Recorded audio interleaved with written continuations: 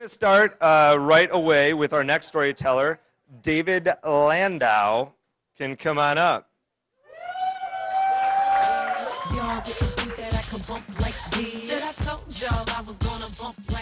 So if you think there was a recession on Earth, it's really hard to keep up rent in heaven, so they kind of kicked me out for a while. So speaking of winging it, so I started my first company in 2004. Has anybody been to Vegas and seen the amazing, beautiful ceiling full of transparent glass flowers? Yeah.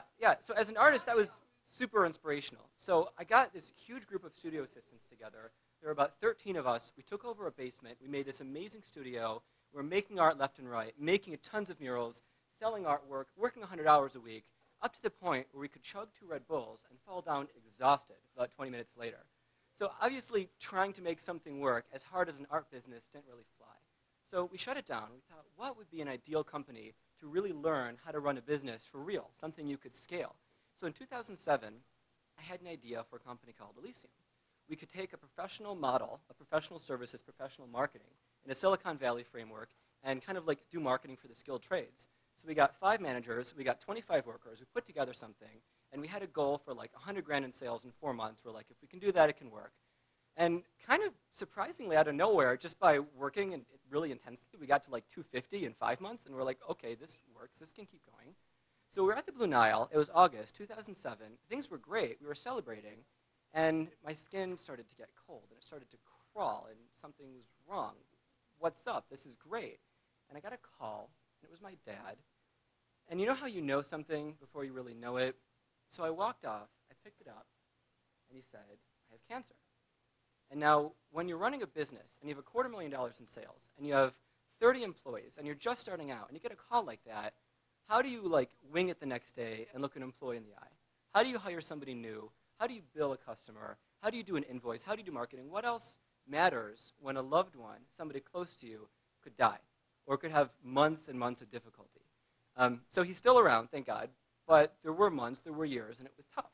And so, gosh, finishing school, I was a sophomore at the time, running a company, building a company, and dealing with this kind of family health crisis to leave at a moment's notice, go to West Bloomfield, be with the family, be with the doctors. I couldn't be counted on to run the company, but the company had to survive.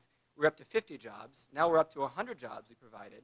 But if the owner can't be there, how's it going to run itself? So I had to kind of figure out how to have a company, how to have it exist, how to have it grow, but not be a part of it. So I was just honest with everybody. I said, look, there's this thing that's going on. This thing's got to run. It may have to run with me completely off the grid for periods of time, being in the hospital, so do it. And what happens when an owner leaves a business and it's running? Maybe it collapses, right? What do you tell employees to do? You tell them what to do, they do their job. If you're not around, they don't do it. But miraculously, from putting faith in people and saying, I believe you can do more than just the job you're hired for, I believe you can be a leader, I believe you can be a manager, I believe you can go out and do sales, it continued to work, it continued to grow.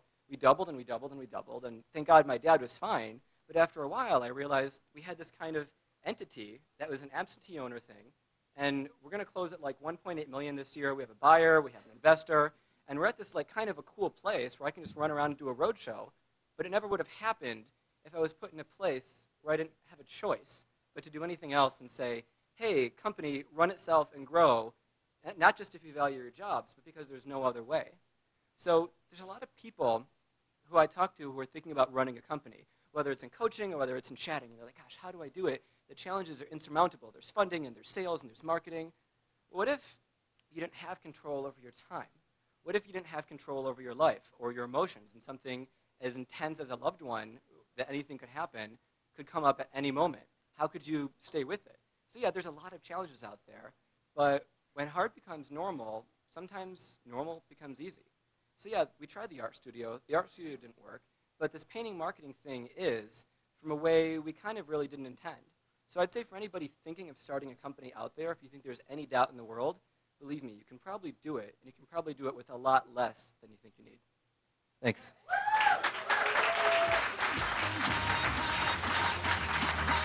Just like the world is